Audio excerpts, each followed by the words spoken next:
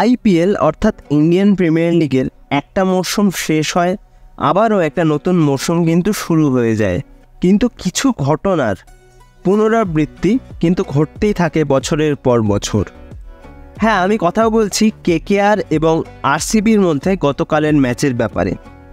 Kolkata night রাইডার্সের বিপক্ষে খেলতে নামলেই কেমন যেন খেই হারিয়ে ফেলে আরসিবি। আর এটা কিন্তু শুধুমাত্র এবছরের ঘটনা নয়, বিগত কয়েক মরশুম ধরে এই ঘটনাই কিন্তু ঘটে চলেছে। আর গতকালও তার কিন্তু কোনো অন্যথা হলো না। কলকাতা নাইট রাইডার্স তাদের প্রথম ম্যাচে হায়দ্রাবাদকে হারিয়ে যে জয়যাত্রা শুরু করেছিল সেটা কিন্তু এখনও অব্যাহত রইল, অর্থাৎ আরসিবিও কিন্তু পারল না কলকাতাকে হারাতে। তবে আরসিবি যে লক্ষ্যমাত্রা রেখেছিল 20 ওভারে কেকেআরের সামনে, সেটা কিন্তু যথেষ্ট একটা ফাইটেবল টার্গেট অবশ্যই ছিল। কিন্তু নারিন ওপেন করতে নেমেই যে ধ্বংসলীলা চালালেন তাতে কিন্তু কার্যত অসহায় লাগলো বিরাট কোহলি, ফাফ ডু প্লেসিসের। প্রথম 6 ওভারের যে পাওয়ার প্লে, সেখানেই কিন্তু ম্যাচটা পুরোপুরি প্রায় নিজেদের গ্রিপে নিয়ে নিয়েছিল কলকাতা নাইট রাইডার্স। বিধ্বংসী ব্যাটিং করলেন সুনীল নারিন। 22 বলে তিনি খেললেন 47 রানের একটা ঝোড়ো ইনিংস, যেখানে ছিল 2টো 4 এবং 5টি 6, এবং তার স্ট্রাইক রেটও কিন্তু ছিল প্রায় 200-র উপরে। তবে একটা কথা কিন্তু বলাই যায়, সুনীল নারিন যদি লাস্ট অবধি থাকতেন তাহলে যে 16 ওভারে গিয়ে ম্যাচটা শেষ হয়েছে সেটা হয়তো আরও আগে কিন্তু শেষ হতে পারত।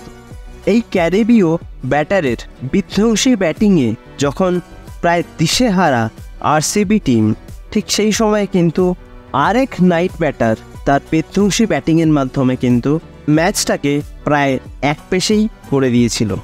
হ্যাঁ, আমি বলছি ফিল সল্টের কথা।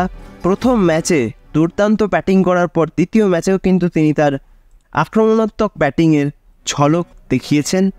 150 স্ট্রাইক রেটে 20 বলে 30 রান করে কিন্তু তিনি সুনীল নারিনকে যোগ্য সঙ্গত দেন, এবং এরা দুজনেই কিন্তু জয়ের ভিতটা প্রায় গড়ে দিয়েছিল।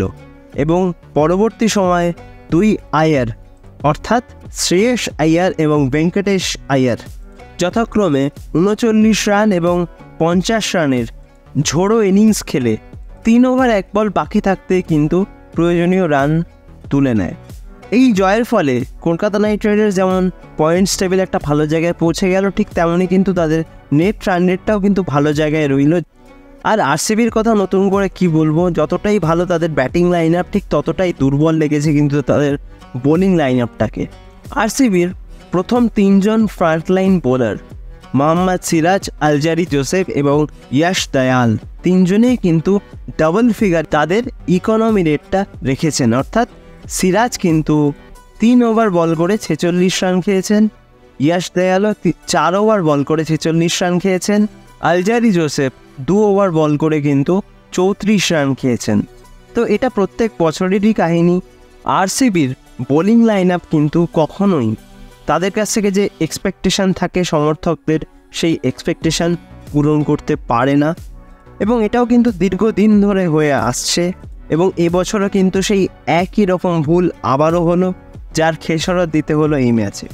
তবে কেকেআরের জয়ের সঙ্গে কিন্তু এই ম্যাচ থেকে আরেকটা বড় প্রাপ্তি হলো বিরাট কোহলির ব্যাটিং। বিরাট কোহলি কিন্তু আজকের ম্যাচেও নিজের সেরা খেলাটা উপহার দেওয়ার চেষ্টা করেছেন, যেখানে তিনি 140 স্ট্রাইক রেটে মাত্র 59 বলে কিন্তু 83 রানের একটা ইনিংস খেলেন, যেখানে ছিল 4টে 4 এবং 4টে 6। তো গতকালকের ম্যাচ থেকে সমস্ত আরসিবি ফ্যানদের পাওনা শুধু কিন্তু ওইটুকুই, বিরাট কোহলির দুর্দান্ত ব্যাটিং। এছাড়া কিন্তু পুরো ম্যাচটাই ডমিনেট করে খেলেছে কলকাতা নাইট রাইডার্স।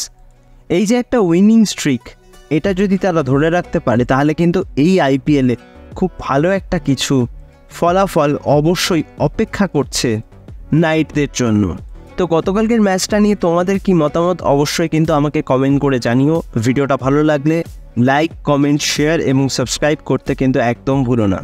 সাবস্ক্রাইব করে দিয়ে পাশের বেল অপশনটা প্রেস করে অবশ্যই কিন্তু অল অপশনটা প্রেস করে রেখো, যাতে সমস্ত রকম নতুন ভিডিও নোটিফিকেশান তোমরা সবার আগে পেয়ে যাও যখনই আমি কোনো নতুন ভিডিও পোস্ট করব। তো আজকের মতো তাহলে ভিডিওটা এখানেই শেষ করছি। দেখা হবে আবারও পরবর্তী ভিডিওতে নতুন কোনো দিন নতুন কোনো সময়। তোমরা ভালো থেকো, সুস্থ থেকো।